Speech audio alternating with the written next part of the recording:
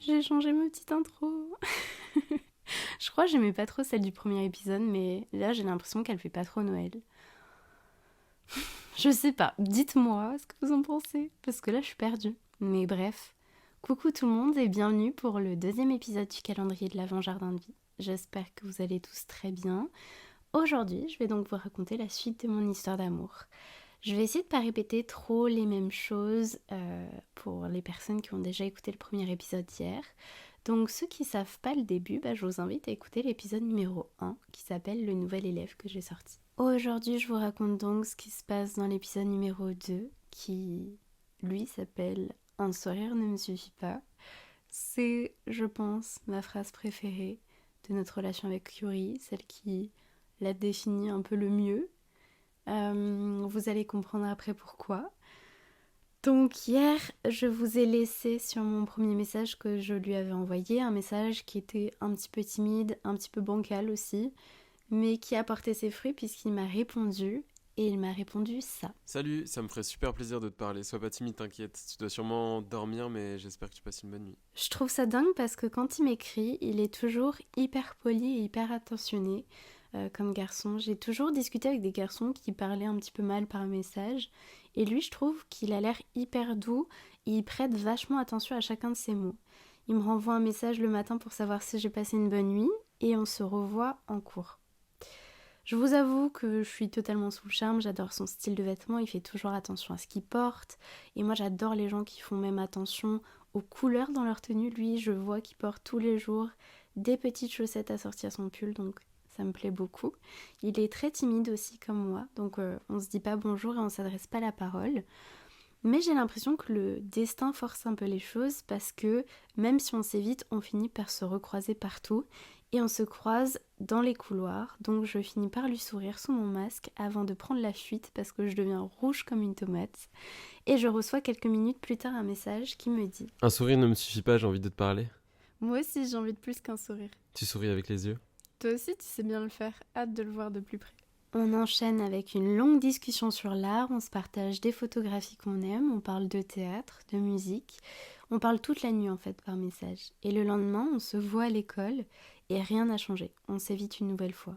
C'est drôle parce qu'on parle des heures virtuellement, mais on a trop peur de s'affronter en face à face. Donc je reçois une nouvelle fois un message. Promis, lundi je suis pas timide.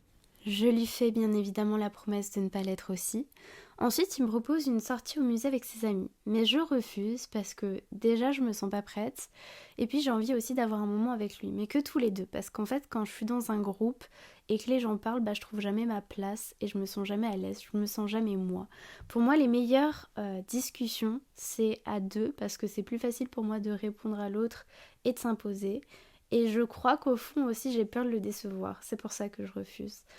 C'est trop tôt pour moi pour foncer et ça me fait peur. Quelques jours passent, j'ai un shooting photo avec une photographe après mes cours, il est 13h et je dois y aller pour 17h. J'ai quelques heures de libre et je me lance. Je lui dis que j'ai très envie de le voir. On se donne rendez-vous à Montpellier pour boire un verre place de la Comédie. J'ai du retard dans mes trams et je cours vraiment contre la montre en espérant pouvoir passer un petit peu de temps avec lui avant mon shooting photo. Je me rends compte que le temps est un peu trop short et au moment où je lui dis qu'on peut reporter, parce que oui, je lui propose de reporter, je me dégonfle au dernier moment. Lui, il me dit qu'il veut à tout prix me rencontrer et notre rencontre s'officialise. Il est déjà arrivé au bar, j'ai du retard, ça m'arrive absolument jamais d'être en retard et lui, ça lui arrive absolument jamais d'être en avance. Il m'attend, je cours dans les rues de Montpellier, mes mains commencent à devenir moites comme pas possible. Ce jour-là, je me trouvais hyper élégante parce que j'avais mis un joli trench bleu menthe que j'avais trouvé en friperie et qui avait une belle étiquette vintage d'une marque qui semblait hyper chic. D'ailleurs, il l'a remarqué, il m'a dit que c'était joli cette couleur, que c'était assorti à mes yeux. J'arrive enfin place de la Comédie, je le vois au loin. Je m'installe à la table, je commande un coca et lui il a un verre de vin. Et il y a un petit truc qui se passe. On se regarde dans les yeux. On est tous les deux timides, mais on passe des heures à parler de tout et de rien. On se lance sans retenue. Il est passionnant et j'ai vraiment l'impression de le passionner aussi. On part se balader près d'un étang. Il me raconte qu'il a une tortue qui s'appelle Madame Brioche. Je vous avoue que je trouve ça trop mignon. Il se confie à moi sur tout de suite. Et vraiment, ça me touche beaucoup.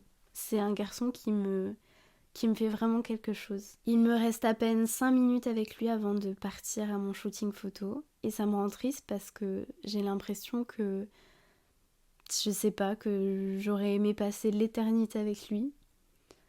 Donc je lui dis que je dois partir et il décide de me raccompagner à la station de tram.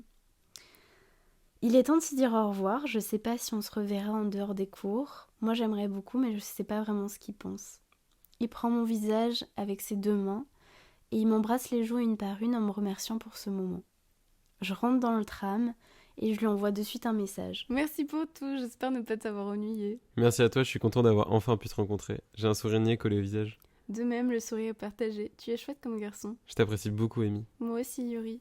Le soir, je pense beaucoup à lui. J'ai très envie qu'on se revoie, alors je lui dis.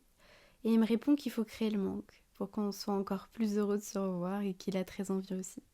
Je vous avoue que ça, c'est devenu vraiment un running gag dans notre relation, parce que cette expression de créer le manque m'énervait tellement et me faisait rire aussi en même temps. Je trouvais que ça faisait très phrase de lover.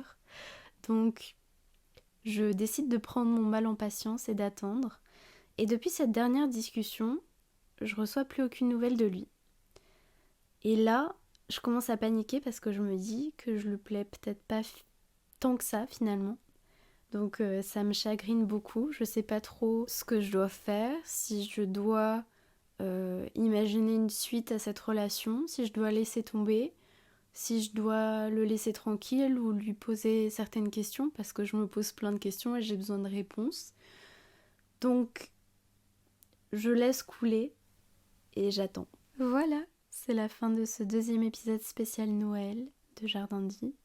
J'espère que ce format vous plaît, que c'est pas trop court. Si vous avez envie de savoir la suite, c'est rendez-vous demain à la même heure. En attendant, moi je vous fais plein de gros bisous et je vous souhaite une bonne soirée. Bisous!